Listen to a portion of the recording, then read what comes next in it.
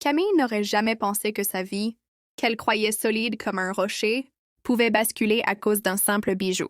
Elle vivait depuis 10 ans avec Julien, son mari. Ensemble, ils avaient reconstruit une maison, des souvenirs et une routine confortable. Rien d'extravagant, rien d'instable. Juste la sécurité d'un couple adulte qui croit que la fidélité est acquise, comme l'air qu'on respire. Un soir, alors qu'elle rangeait le linge, elle trouva au fond d'une poche de veste un petit écrin noir, élégant. Elle l'ouvrit avec curiosité. À l'intérieur brillait un collier en or fin, avec un pendentif en forme de clé. Camille sentit son cœur battre plus vite. Non pas de joie, mais d'incompréhension. Son anniversaire était déjà passé, et jamais Julien n'avait été du genre à offrir des cadeaux sans raison. Elle referma l'écrin et le posa sur la table de nuit. Lorsqu'il rentra plus tard, elle lui demanda avec légèreté « Tu avais prévu une surprise ?» Julien pâlit légèrement, mais son sourire resta accroché à son visage comme un masque. « Oh, oui, c'est pour toi. » Je voulais attendre le bon moment. Elle hocha la tête, mais quelque chose sonnait faux. Ses yeux ne fuyaient pas, mais sa voix avait une hésitation inhabituelle. Elle connaissait trop bien cet homme pour ne pas sentir le décalage. Cette nuit-là, elle mit le collier autour de son cou devant le miroir. Le pendentif était beau, délicat, mais il lui semblait étranger, comme si ce bijou portait une odeur qui n'était pas la sienne. Elle l'ôta aussitôt et le reposa dans sa boîte. Les jours suivants, un doute s'installa. Camille observa Julien plus attentivement. Ses absences soudaines, ses messages qu'il lisait en se tournant légèrement, ses soupirs comme s'il portait un poids invisible. Tout cela, elle l'avait déjà remarqué, mais sans vraiment y prêter attention. Maintenant, chaque détail résonnait différemment. Un samedi matin, alors qu'il prenait sa douche, son téléphone vibra sur la commode. L'écran s'alluma. Un prénom apparut, Élise. Camille n'avait jamais entendu parler d'Élise. Elle sentit son ventre se nouer. Mais au lieu d'ouvrir le message, elle resta figée. Le collier, le prénom, les absences. Tout commençait à former une trame inquiétante. Quand Julien sortit de la salle de bain, elle sourit comme si de rien n'était. Mais dans son esprit, une porte venait de s'ouvrir. Une porte qu'elle ne pourrait plus refermer. Cette nuit-là, elle rêva d'un miroir brisé. Dans chaque éclat, elle voyait son mari enlacer une silhouette floue de femme et le collier autour du cou de cet inconnu. Elle se réveilla en sueur, le cœur tambourinant. Le pressentiment devenait presque une certitude. Camille comprit que ce collier n'était pas pour elle. Depuis la découverte du collier, Camille avait l'impression de marcher sur un fil invisible. Chaque sourire de Julien lui paraissait forcé, chaque mot porteur d'un secret. Elle se répétait que c'était peut-être son imagination. Mais la présence d'un prénom nouveau, Élise, résonnait comme une cloche sourde dans son esprit. Un soir, elle prit une décision. Elle suivrait Julien. Pas pour se venger, pas encore, mais pour savoir, car l'ignorance était pire que la douleur. Elle attendit un jeudi, jour où il prétendait avoir une réunion tardive avec ses collègues. Elle resta discrète, sortit 20 minutes après lui, monta dans sa voiture et le suivit à distance. Julien roulait nerveusement, changeant parfois de voix sans raison. Finalement, il se gara devant un café discret, dans une ruelle que Camille n'avait jamais remarquée. Elle coupa le moteur, resta dans l'ombre. Quelques minutes plus tard, elle vit son mari entrer. À l'intérieur, une femme l'attendait déjà. Camille sentit son cœur se figer. L'inconnu avait des cheveux châtains, un manteau clair, une allure élégante sans être ostentatoire. Elle se leva, embrassa Julien sur la joue avec une tendresse trop familière. Élise. Camille aurait voulu détourner le regard, mais ses yeux restèrent fixés sur cette scène. Julien parlait, riait, posait sa main sur celle d'Élise comme il ne le faisait plus avec elle depuis des mois. Ce fut comme recevoir une gifle silencieuse. Tout devenait clair, le collier, l'hésitation, le téléphone. Elle resta là, incapable de bouger, jusqu'à ce qu'ils sortent ensemble. Julien tenait la boîte noire dans sa main. Il la glissa discrètement à Élise, qui sourit avec une émotion sincère. Camille n'eut même pas besoin d'entendre leurs paroles. Ce bijou avait trouvé sa véritable propriétaire. Quand elle rentra chez elle, bien avant lui, elle se força à effacer toute trace de sa filature. Mais intérieurement, un volcan s'était réveillé. Elle ne pleura pas. Elle resta assise dans l'obscurité, immobile, les mains serrées sur ses genoux. Julien rentra tard, comme prévu, et s'approcha pour l'embrasser. Elle fit semblant de somnoler. Elle ne voulait pas qu'il voie ses yeux, car elle savait qu'ils brûlaient de colère et de trahison. Le lendemain, elle reprit son rôle habituel. La femme calme, compréhensive, présente. Mais dans son cœur, elle se faisait une promesse. Elle n'allait pas crier, ni accuser, ni supplier. Non, elle allait observer. Elle allait attendre. Et, quand viendrait le moment, elle rendrait coup pour coup. Chaque fois qu'elle croisait son reflet, elle revoyait le pendentif en forme de clé. Une clé qui n'ouvrait pas une porte, mais une cage. Une cage où elle se trouvait, enfermée par les mensonges. Mais déjà, elle cherchait la serrure qui lui permettrait de s'en libérer. Camille n'était plus une épouse naïve. Elle devenait une témoin silencieuse. Une femme prête à écrire sa propre revanche. Les jours passèrent. Et Camille continua son rôle de femme aimante, presque docile. Julien ne se doutait de rien. Il rentrait tard, prétextant ses réunions, et elle l'accueillait avec un sourire doux, parfois même avec un repas chaud qui l'attendait. Mais derrière ce masque paisible, son esprit tournait sans cesse. Chaque soir, quand il s'endormait à ses côtés, elle observait son visage détendu, et elle se demandait comment un homme pouvait dormir si facilement en portant un tel mensonge. Elle sentait son odeur, mélange de parfums familiers et de traces étrangères, peut-être celui d'Élise. Ces détails la dévorèrent de l'intérieur, mais elle gardait tout en silence. Un après-midi, alors qu'elle faisait semblant de ranger son bureau, Camille découvrit un agenda oublié par Julien.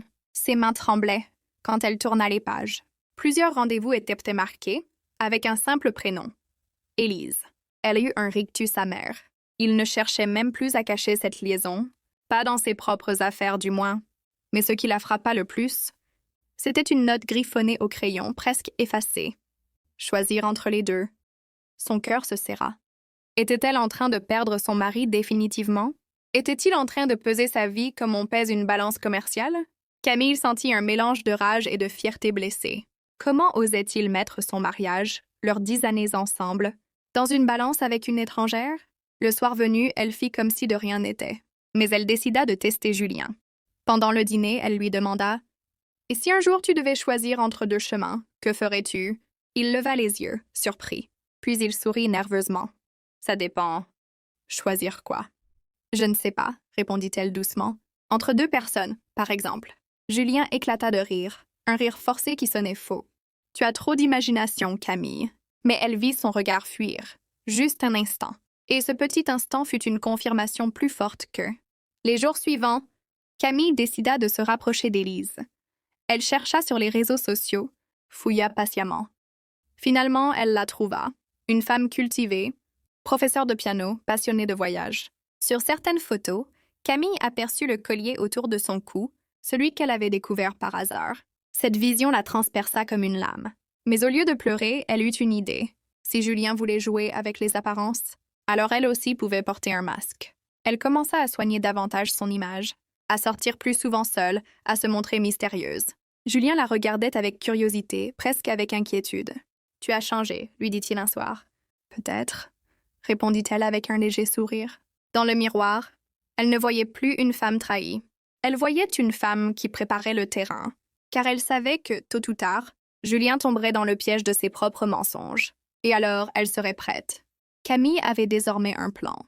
Elle n'allait pas seulement découvrir la vérité, elle allait la transformer en arme. Elle savait que l'erreur la plus fatale d'un menteur, c'était de croire que son mensonge était invisible. Elle commença doucement. Elle installa une petite caméra discrète dans le salon, une autre près du bureau où Julien posait souvent son téléphone. Pas pour le confronter tout de suite, mais pour accumuler des preuves. Chaque vidéo, chaque geste enregistré devenait pour elle une pierre posée dans l'édifice de sa revanche. Elle fit aussi semblant de renouer avec une ancienne connaissance, Marc, un collègue qu'elle croisait parfois lors de séminaires. Ils n'avaient jamais été proches, mais il lui suffisait d'échanger quelques messages, de partager un café pour semer le doute. Camille savait que Julien n'était pas jaloux d'ordinaire, mais elle remarqua un changement subtil dans son regard quand elle mentionnait Marc. « Tu vois encore ton collègue ?» demanda-t-il un soir avec un ton faussement neutre. « Oui », répondit-elle en haussant les épaules. « Pourquoi pas ?» Il ne répondit rien, mais elle vit ses mâchoires se crisper. Voilà. Il pouvait mentir, mais il ne supportait pas l'idée d'être remplacé. Pendant ce temps, elle surveillait les allées et venues de Julien. Elle savait quand il voyait Élise, où il allait, même combien de temps il. Un soir, en fouillant discrètement le téléphone de Julien pendant qu'il dormait, elle découvrit un message qui la glaça. Un jour, il faudra lui dire. Elle mérite la vérité. Élise. Camille ferma les yeux un instant. Ainsi donc, même la maîtresse voulait mettre carte sur table. Julien, lui, n'avait rien dit. Il se contentait de vivre dans ce double mensonge, comme un funambule au-dessus du vide. Alors Camille décida d'accélérer les choses. Elle invita Julien à un dîner romantique, comme il n'en avait pas eu depuis longtemps. Elle mit une robe élégante, se maquilla légèrement et alluma des bougies dans la salle à manger. Julien fut surpris, presque ému. « Tu es magnifique » murmura-t-il. Elle sourit, mais derrière ses yeux, il y avait une lueur glaciale. Pendant le repas, elle lui parla de confiance, d'avenir, d'amour. Julien répondit, maladroit, essayant de jouer son rôle de mari parfait. Mais à chaque phrase, elle voyait la peur grandir dans ses yeux, car il sentait que quelque chose échappait à son contrôle. Quand il alla se coucher, Camille resta seule dans le salon. Elle sortit de son sac une clé USB où elle avait sauvegardé toutes les vidéos, toutes les preuves. Elle la posa sur la table, à côté du collier qu'elle avait récupéré en cachette. Deux symboles, l'amour volé et la vérité prête à éclater. La nuit, en le regardant dormir, elle ne ressentit plus de douleur, seulement une étrange sérénité, car elle savait que le moment approchait, le moment où Julien découvrirait que la plus dangereuse des amantes n'était pas Élise, mais sa propre épouse. Le jour de vérité arriva plus vite que prévu. Camille organisa un dîner de famille, prétextant vouloir fêter leur anniversaire de mariage. Julien accepta sans méfiance, flatté qu'elle prenne une telle initiative. La maison brillait de propreté. Sur la table, elle avait dressé un repas raffiné avec soin et patience. Mais le vrai festin n'était pas dans les assiettes. Il était dans les silences, les regards, les sous-entendus. Avant l'arrivée des invités, Camille avait envoyé un message discret à Élise. « Si tu veux vraiment la vérité, viens ce soir. Tu comprendras tout. » Quand la sonnette retentit, Julien se figea en découvrant Élise sur le pas de la porte. Son visage se décomposa, mais Camille l'accueillit avec un sourire bienveillant, comme si de rien n'était. « Entre, Élise. Ce soir, nous partageons un repas. » En toute sincérité. La tension monta aussitôt dans la pièce. Julien tenta de plaisanter, de détourner l'attention, mais Camille garda le contrôle. Elle servit le vin, invita tout le monde à s'asseoir, puis sortit calmement une petite boîte. Le fameux écrin noir. Elle le posa au centre de la table. « Ce collier ?» dit-elle d'une voix posée, m'a ouvert les yeux. Élise baissa les yeux, honteuse. Julien se leva d'un bond, prêt à protester, mais Camille leva la main. « Pas un mot!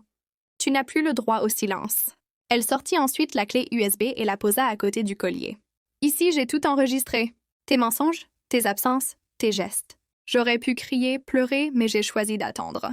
Parce qu'un mensonge finit toujours par s'écrouler sous son propre poids. » Julien blêmit. Ses lèvres tremblaient. Élise, elle, resta muette, le regard fixé sur la table. Camille continua avec une froideur qu'elle ne se connaissait pas. « Tu pensais que j'étais aveugle, que ma douceur était de la faiblesse. Mais tu as oublié une chose, Julien. Une femme qui aime peut pardonner.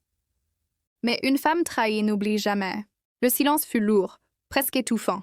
Puis Camille se leva, enleva son alliance et la posa à côté du collier. « Voilà ton choix, » dit-elle calmement. « Le bijou pour ta maîtresse, l'alliance que tu as brisée et la vérité que tu ne pourras plus cacher. » Elle quitta la table sans se retourner, laissant derrière elle deux visages décomposés, figés dans leur propre culpabilité. Dans sa chambre, elle s'assit devant le miroir. Pour la première fois depuis longtemps, elle se regarda sans détour. Ses yeux n'étaient plus ceux d'une épouse trahie, mais d'une femme libre. Le collier avait été la clé. Pas celle de l'amour volé, mais celle de sa délivrance. Et dans le reflet, Camille comprit qu'elle n'était plus prisonnière du silence.